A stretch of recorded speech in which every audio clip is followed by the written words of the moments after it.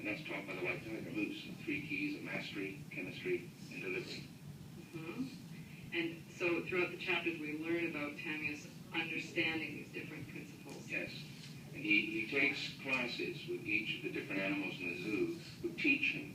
And Moose is his mentor and guru, and when he's finished with his classes, Moose wheels him back in again and gives him tutorials and grills him in a sort of Zen-type way to try and understand if he's learned yet. And slowly Tamias understands these rules, and eventually, as you know in the book, there's a demon, Nemesis, a snake, who wants to recruit Tamias to the old bad ways. And I'll tell you something rather amusing. Whenever I'm running a seminar based on the way of the tiger, people come up to me and they say, "Hey, I know a Nemesis. There's one just like that in my place." I know. When I read it, I thought, I used to work for this snake. It was in a bureaucracy, it was in a government bureaucracy, too.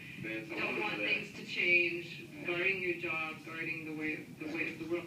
And why a zoo?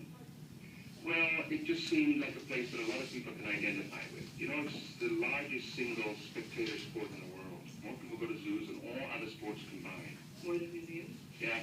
Yeah. Isn't it? I didn't know that. Yeah, so it has a very common appeal to a lot of people. And were you a zoo follower? No, not really. No, it's interesting.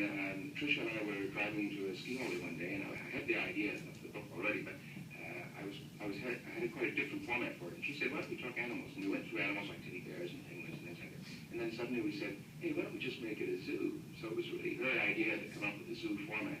And then I'll tell you a funny thing. I called the zoo and I said, "What do you think about this idea?" And they said, "It's funny you should say that, because, you know, for years we've been teaching people, biologists, zoologists, and so on, and then we bring them into the zoo and we have them manage people."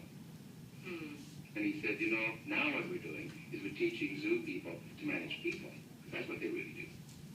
Well, it's true in a way, though, isn't it? Well, this is Peter Principle, Mr. Peter, Dr. Peter just died. Yes. That you end up doing something quite well, and then all of a sudden you become a manager. Yes. It's not quite as principal, Yes. but close. Yes. And that whole step, you've taught. It's same with university professors. You're really good at what you do, but nobody ever teaches you how to teach. Yes, that's right. So let's miss